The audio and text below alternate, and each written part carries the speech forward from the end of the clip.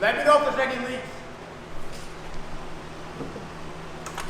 Alright guys, what's going on? In today's episode, we're finally gonna start the car.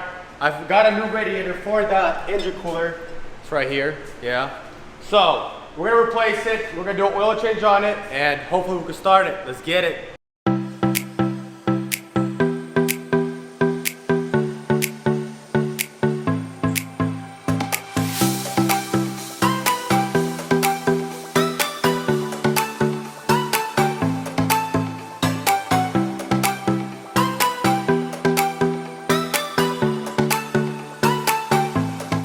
Guys, so what happened was, as you can see, this is bolted onto the subframe and it punctured it right through. So this one's no good. Onto the new one. Oh damn, look at that oil. Okay, get it.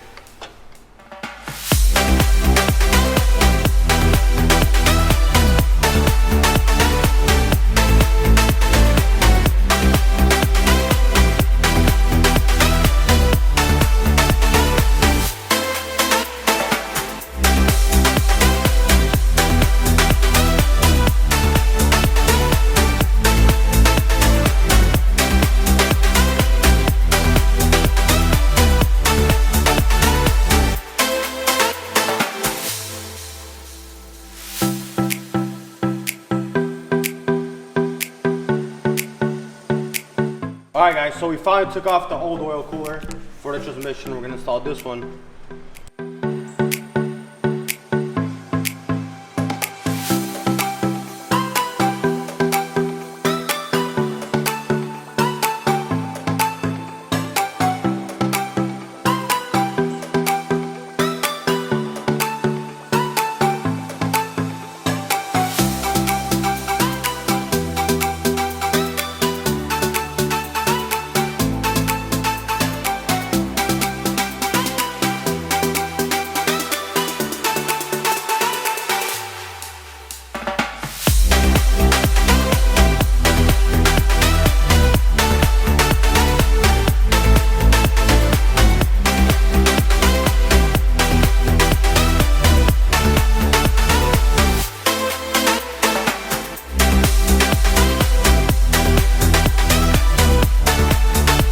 Before we start the car, we have to put it to park because when the car didn't start, we had to put it to neutral manually.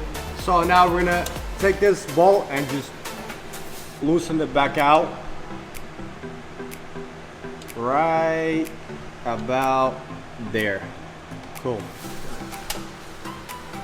Okay, I think that's neutral. Park, I mean.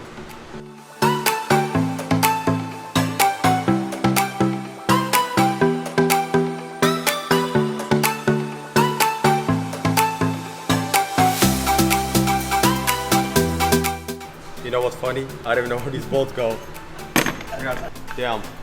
I gotta pull all that out from the trunk just to get to that, what is that? That sensor, that crash sensor that shuts the car off. How fun, huh? Oh, I need that other one for the mouth sensor because the car is not gonna start. Hey, look out.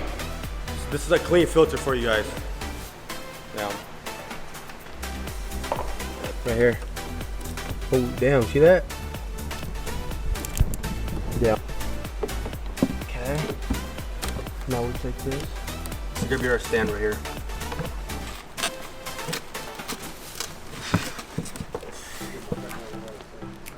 This is the kill switch. So, just in case, you know, it doesn't, when an oil cooler like that breaks, it doesn't damage the motor. Finally got some power. Hopefully this doesn't catch on fire though. Before we start the car, I need to connect the map sensor. And hopefully it's gonna start. What do you think? It's gonna start? Wow. Okay, no hopes. Okay. Moment of truth. Let me see. Let me know if there's any leaks.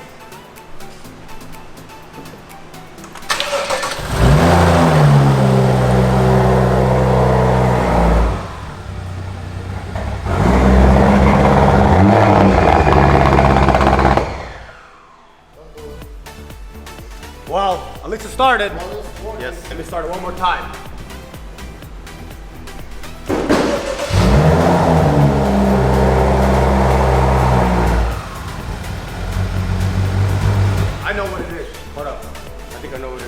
Why? Because this is catching too much air. You know?